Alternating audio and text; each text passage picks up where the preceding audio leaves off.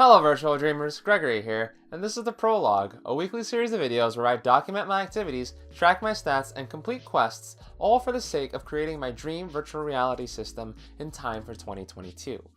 The active quest for this week, On Point Game Development, required for me to complete as many game development points as I could over this period. In other words, I have to get a gain of at least 6 points per week, on average more or less, because I only have 3 points available for misses over the course of the next 3 weeks. So, how did I do? Let's have a look at the synopsis segment to find out. This past week, the main things I was prioritizing were some of the more gamey aspects of things, in the sense that I was really just doing stuff in the UI, messing around with settings, and just generally creating some of the more non-immersive aspects of video games in the system. But they are pretty essential to the experience, and it's pretty important to have that kind of stuff set up, and it does kind of help me get the feel of the game as its own entity, rather than just something I'm working inside of an Unreal Engine, just because it literally doesn't feel like a game that often when you don't have things like a pause menu or a main menu UI, settings, and that kind of things. So I just took the time to work on that. I'd say that this was a very fruitful week. With that being said, the quest for the weeks of August 12th through to September 1st, 2018, On Point Game Development, is in progress. We successfully managed to get a point every single day of the week last week, so we are going to be able to continue on with the quest without any troubles. I have 3 points remaining in terms of losses or misses in this case, so hopefully I won't have to make use of those anytime soon, and we can manage to get a very productive period over the course of the remaining 2 weeks. Well then everyone, that just about does it for me, but you all had a quest to be completing as well.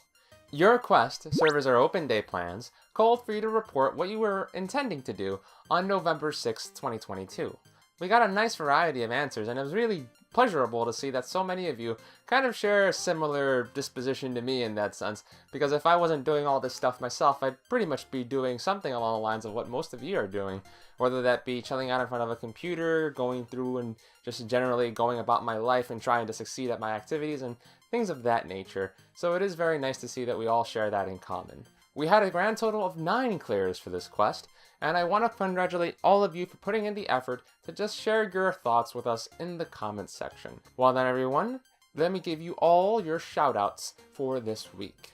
Users Martin S., Grey Wolfers, William Morgan, Luix, PRNG Ryan, Blank Stride, Naoki-chan, Daniel Vera, and Phoenix Fireblazer. Congratulations for completing the quest. You have received your shoutouts for this week, and permanence in this series.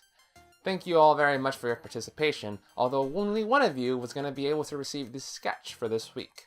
And that person was none other than Martin S. Congratulations for being the first person to complete the quest and earning the sketch for this week.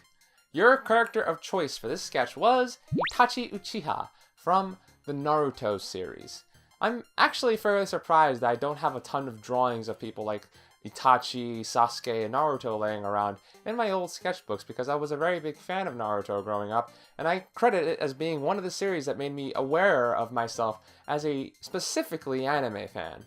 I decided to do it a little bit differently this week. Since doing it digitally, while it would have turned out interesting in my opinion, I feel that with this particular series, it very much has a very, how should I put it, it's very deep-rooted in Japanese culture in a sense, because ninjas are very Japanese, and I just wanted to try out using a particular tool that I purchased a few months back for my own Japanese study sessions, and seeing whether or not I could make use of it to kind of try out a different style in this case.